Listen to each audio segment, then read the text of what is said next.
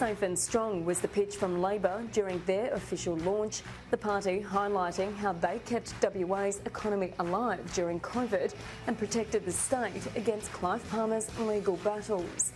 Pledges were also revealed, including getting 125,000 people back to work. The answer is clear. WA needs this experienced government. Jobs clearly the target for both parties. The Liberals spruiked their plan to create 200,000 of them over the next 5 years.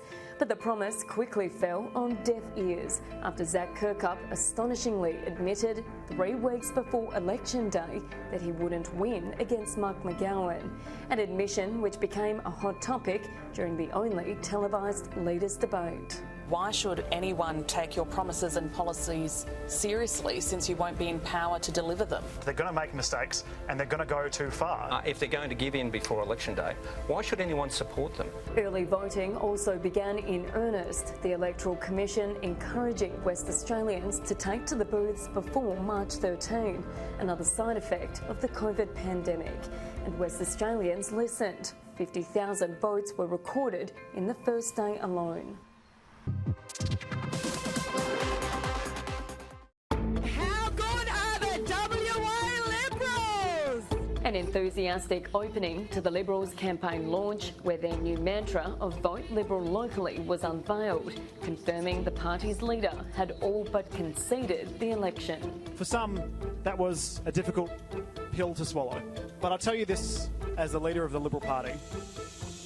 I believe our foremost duty to the people of Western Australia is to tell the truth. The focus of the Liberals shifting to retaining as many seats as they can, warning voters against giving Labor total control of both houses. The Premier pushing ahead, voting early in his electorate of Rockingham. 3, 2, 1.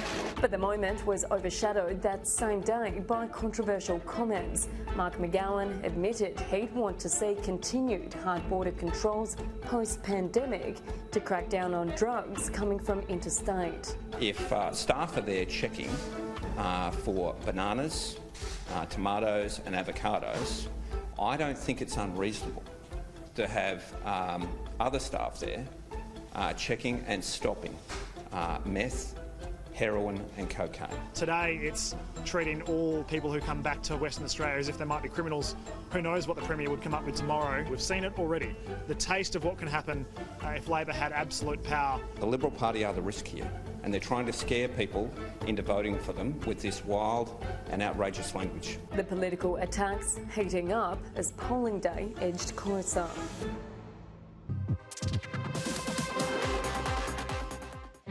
The final week of the campaign commenced with repetitive rhetoric.